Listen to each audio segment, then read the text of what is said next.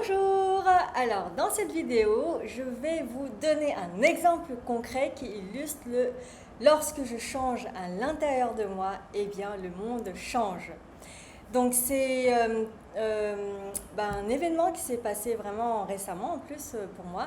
Mais vraiment, c'était quasiment un changement instantané. Et, euh, et donc, en fait, c'est l'exemple avec une de mes tantes, voilà.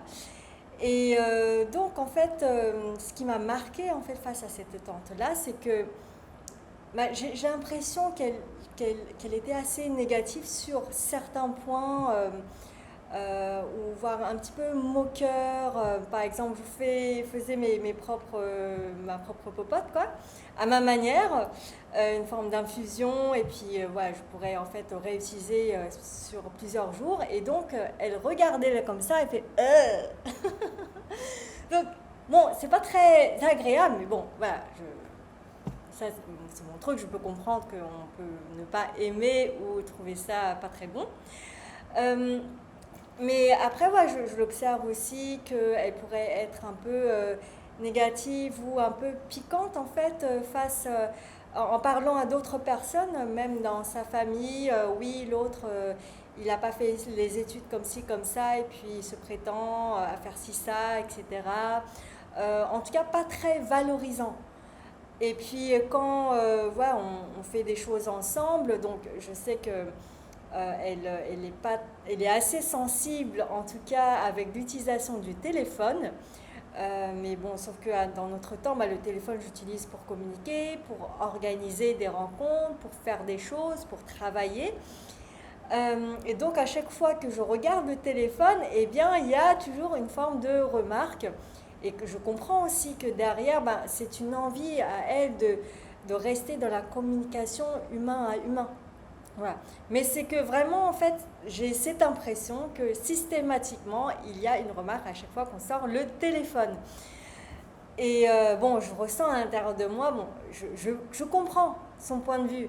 Je comprends qui est là comme intention derrière, aussi toute sa frustration, parce que effectivement, il y a aussi des personnes qui sont très sur le téléphone et qui ne se concentrent pas sur la communication en fait en temps réel.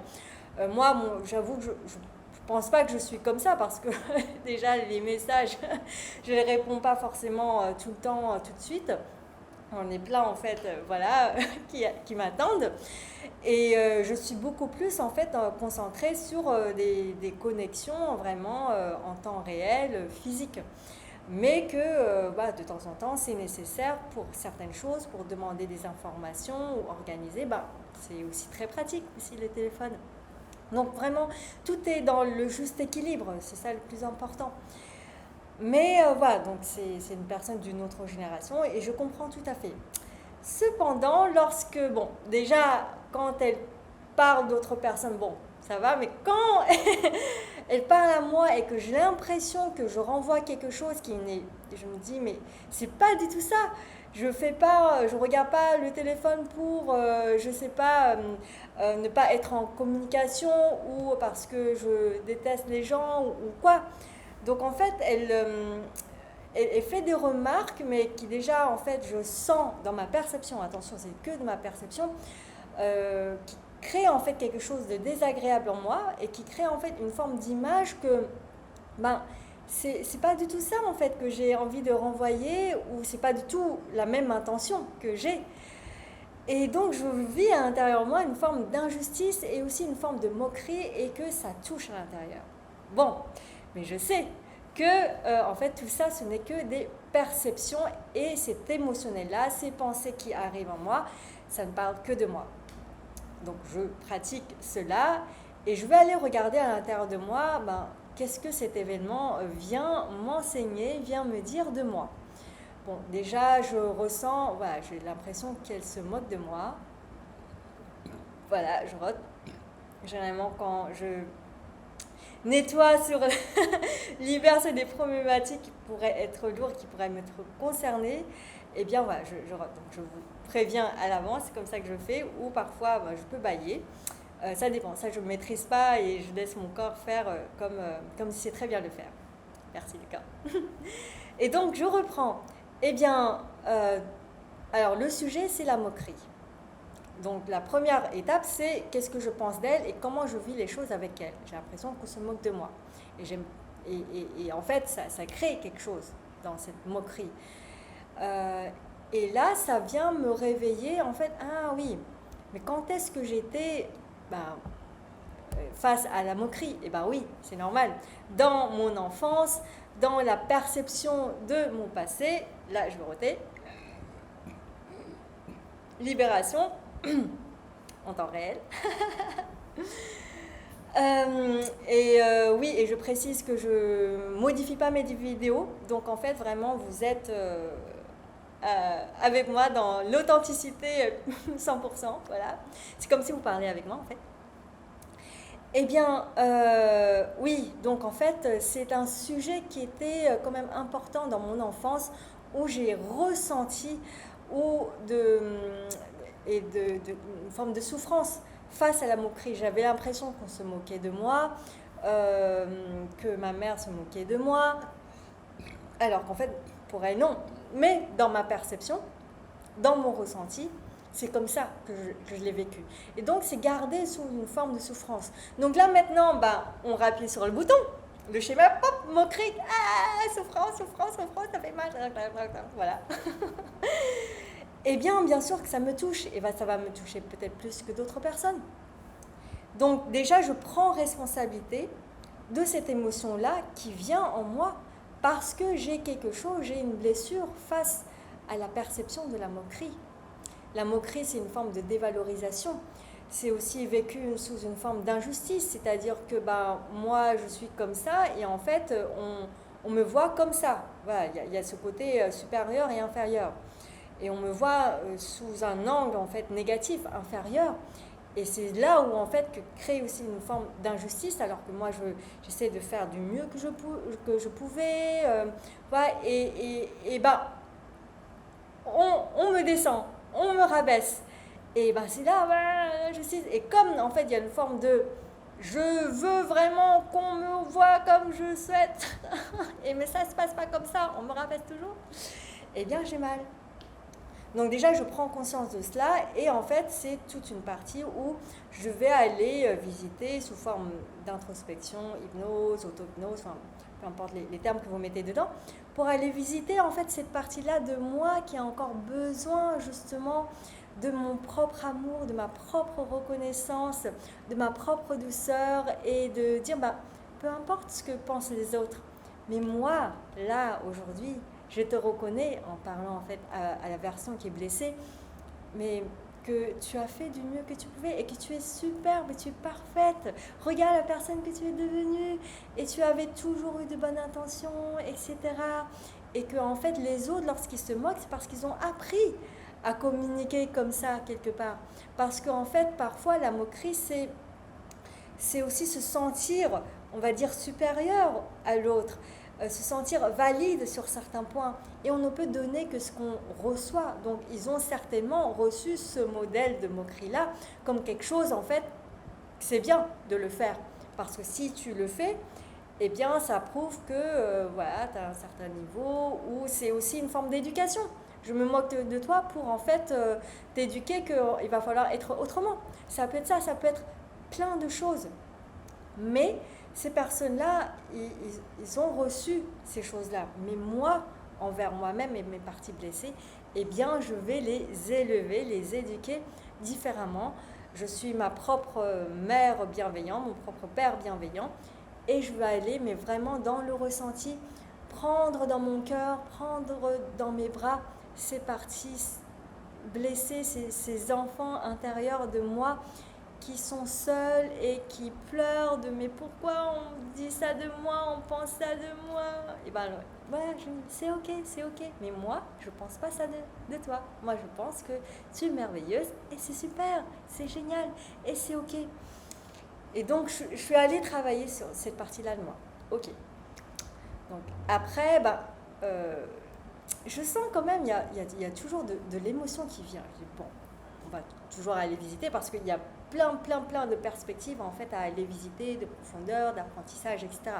Si l'émotion est encore là, ça veut dire qu'il y a encore en fait des choses à aller regarder, à prendre conscience, c'est qu'il y a de l'information, puisque l'émotion c'est de l'énergie, l'énergie c'est de la vibration ce sont des informations, ce sont des fréquences. Donc en me laissant traverser par l'émotion, j'accède en fait à l'information qui est derrière, qui est traduite par l'émotion. Donc je ressens l'émotion et là, mais je sens encore beaucoup de souffrance, de tristesse, et je laisse en fait l'émotion me raconter son histoire. Et là, en fait, je ressens comme si c'était l'histoire de ma tante. Ah, j'ai ressenti, ah oui, mais son père, il était comme ça avec elle. Ah ouais, avec tous ces jugements, etc. C'était dur, c'était une forme de rigidité, de sévérité, de jugement, de critique. Si tu n'as pas de diplôme, tu es moins que rien. Puis en plus, tu es une femme, machin. Enfin, je ressentais en fait tout ce passé-là, en tout cas. Donc déjà, en fait, avec mon expérience et mon propre entraînement, je sais que généralement quand je rentre dans l'émotion et que l'histoire me raconte cela, en fait il y a souvent une concordance entre ce que je ressens, ce que je perçois, et que je sens que c'est l'autre personne qui a vécu ça. En fait quand je vais aller vérifier, effectivement la personne elle a vécu ça. Voilà.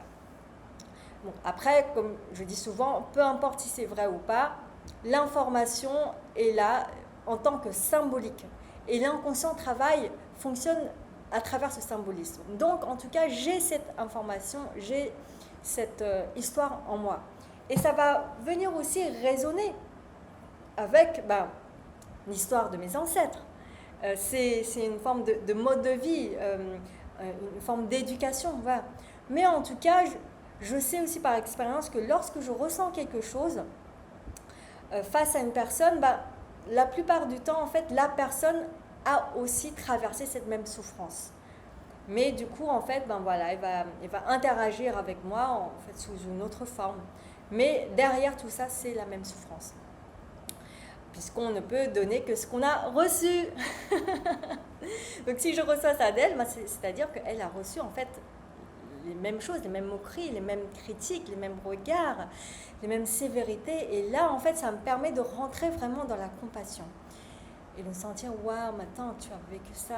Et donc, en fait, dans l'intention, dans mon introspection, méditation, hypnose, c'est bien, je vais aller embrasser cette partie-là, je vais aller prendre soin aussi de cette partie-là, tout comme j'ai pris soin en fait de ma partie, de ma version blessée, moquée, c'est-à-dire que on n'a pas pris en compte en fait tous mes efforts, mes intentions positives, voilà, et qu'on m'a jugé à travers des résultats, des attentes, des formes, des référentiels, et donc on n'a pas considéré mon être en tant que tel.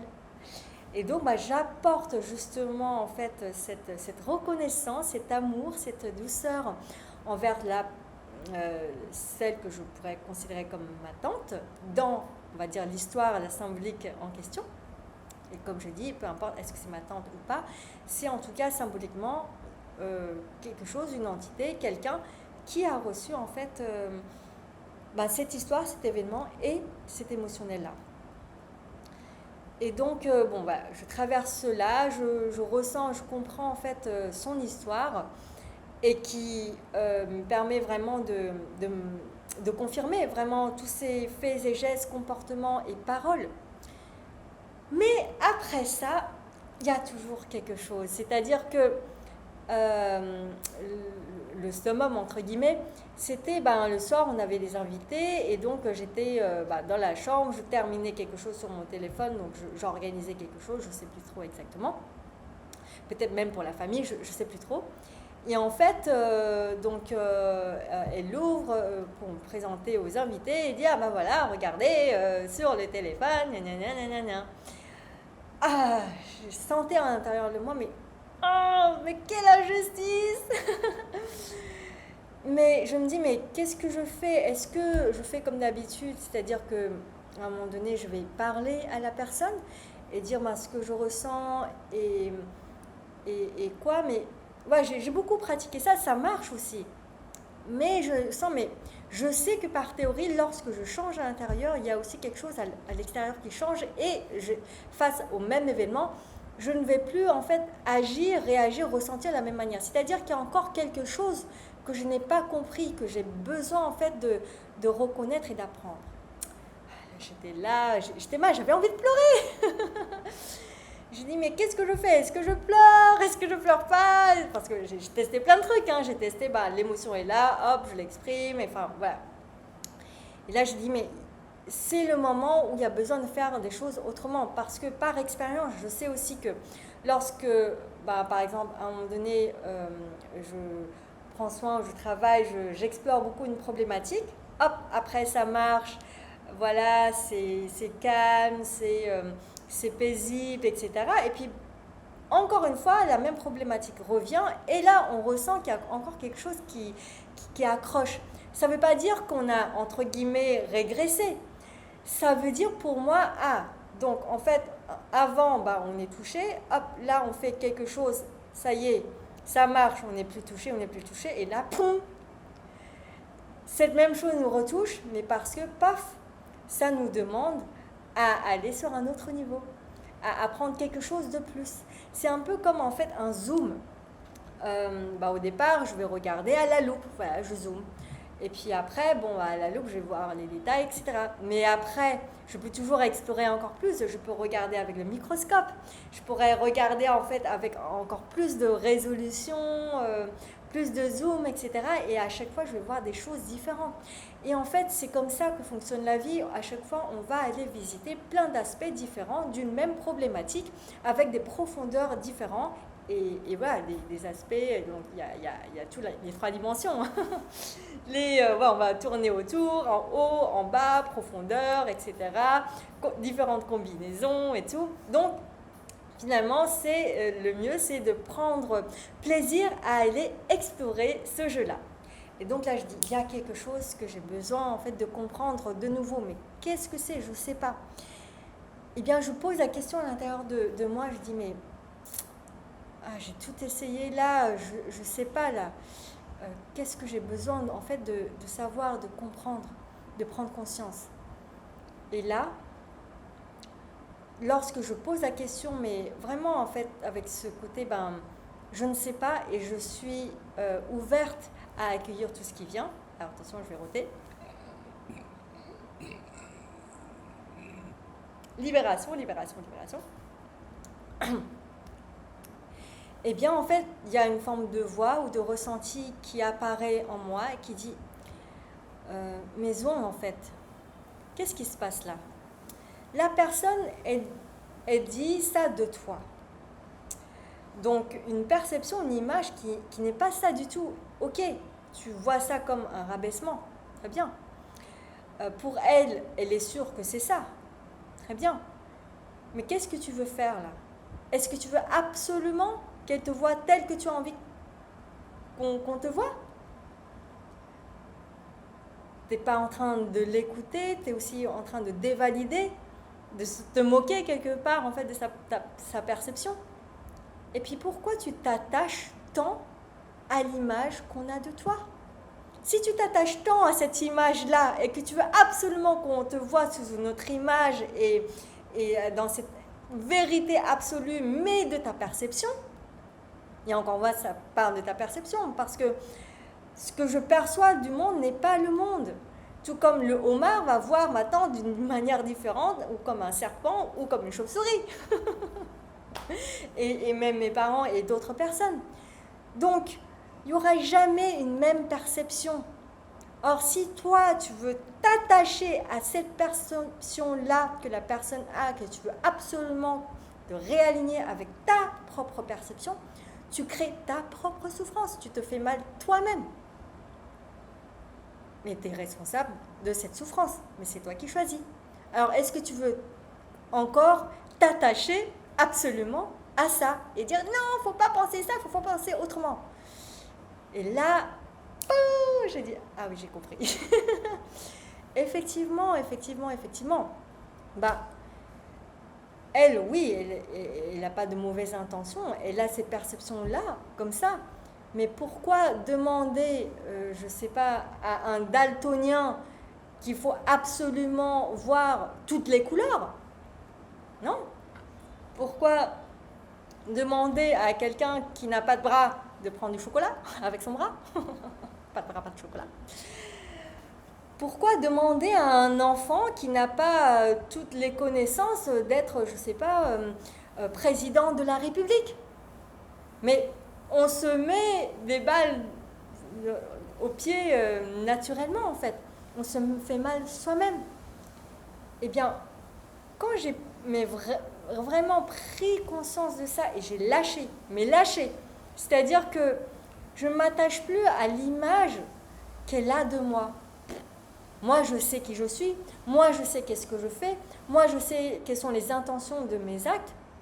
Bah, si elle a envie de s'accrocher à cette image-là, bah, ok. Mais ça ne fait pas de moi quelqu'un de mauvais. S'il a une forme de mauvaise image de moi, ça ne fait pas moi quelqu'un de comme ci, comme ça, en fait. Personne ne peut me définir, à part moi-même si je décide de me définir. Et la définition d'une autre personne de moi-même n'est pas la réalité. Je ne suis pas vraiment ça. Et toutes les perceptions du monde ne créent pas le monde. Intrinsèquement, en tant que tel, le monde est ce qu'il est. On peut mettre des mots, des choses et des descriptions, mais ok. Pour notre plaisir, pour notre expérience, pour notre exploration. Et lorsque je lâche et que je ne me définis plus de bien ou mauvais, bonne image, mauvaise image, justice ou injustice, qu'est-ce qui est de bonne valeur ou pas, non, bah très bien, ok, elle pense ça de moi, ou peut-être pas, ou je sais pas, qu'est-ce qu'elle a derrière tout ça, bah, et ben, tout de suite, mais directement, pam, j'ai shifté vraiment d'émotions, de pensées, et ça me fait rire en fait. Parce qu'à chaque fois qu'elle va me faire un commentaire, j'ai l'impression que c'est un enfant qui dit oui, gna, gna, gna, et qui dit un peu entre guillemets des bêtises, ou qui dit oh regarde, qui va montrer le soleil, oh regarde, c'est une grosse ampoule. Bah, je ne vais pas aller discuter, argumenter avec lui, non mais c'est pas une ampoule, c'est le soleil. Il faut que tu penses ça comme ça. Non, bah, je vais les laisser faire et je rigole et voilà.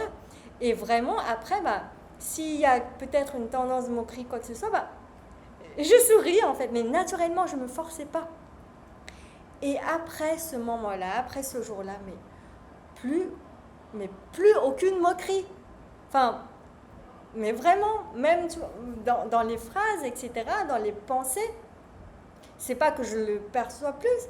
Enfin, pour moi, ça n'existe plus. Elle a complètement changé de relation avec moi, en fait. Plus aucune dévalorisation, aucune remarque comme avant, mais rien. Changé, mais complètement. Tu vois, ah ouais, c'est vraiment instantané, là. Et c'est vraiment, en fait, les messages pour moi, c'est chaque événement, chaque chose est là pour un cadeau, pour vous enseigner quelque chose, pour vous aider à évoluer, à grandir positivement. Tout de la vie me vient comme un cadeau, mais encore mieux que ce que je pourrais imaginer. Et là,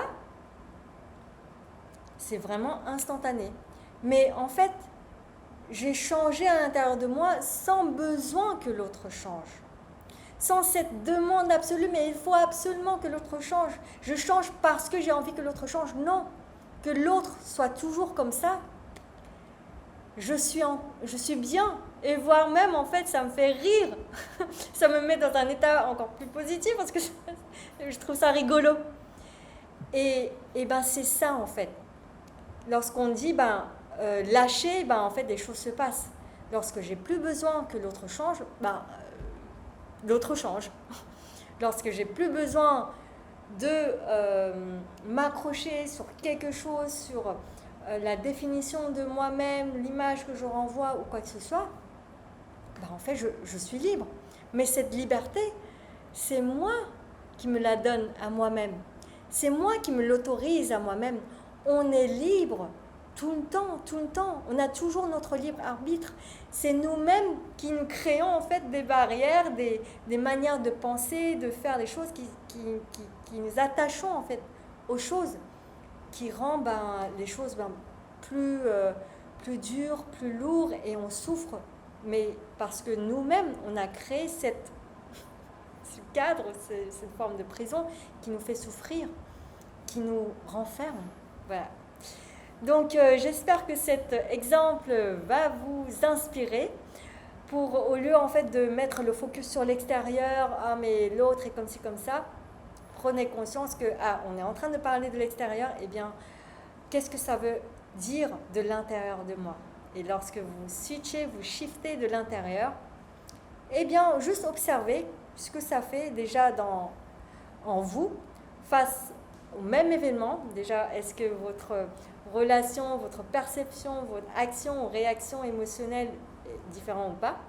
Et puis, en fait, au fur et à mesure, naturellement, en fait, l'extérieur change aussi ou pas. Mais en tout cas, ce qui a changé, c'est que c'est votre relation avec ça qui a changé. La vie nous apporte des pierres, à nous d'en faire un mur, un pont, ou un trou, une abysse, ou un obus. Voilà. Donc, vous êtes vraiment le créateur et vous choisissez ce que vous avez envie en fait d'en faire avec ces événements-là. Et c'est vous qui créez justement votre paix, votre bonheur intérieur. Merci à vous pour votre suivi, votre soutien. Je vais faire plein d'autres vidéos également parce que j'ai plein d'exemples comme ça en fait de changements vraiment dans la matière, dans les événements, alors que mon intérieur changé, dans la perception en fait des choses. Donc comme ça, j'espère que ça va vous inspirer également. Si vous avez aimé la vidéo, vous pouvez la liker, vous pouvez également la partager à d'autres personnes si vous pensez que ça pourrait être utile. Si vous ne l'avez pas fait, vous pouvez vous abonner à ma chaîne YouTube et activer la partie notification pour recevoir les notifications de nouvelles vidéos qui vont sortir. Je vous remercie, à très bientôt, ciao ciao.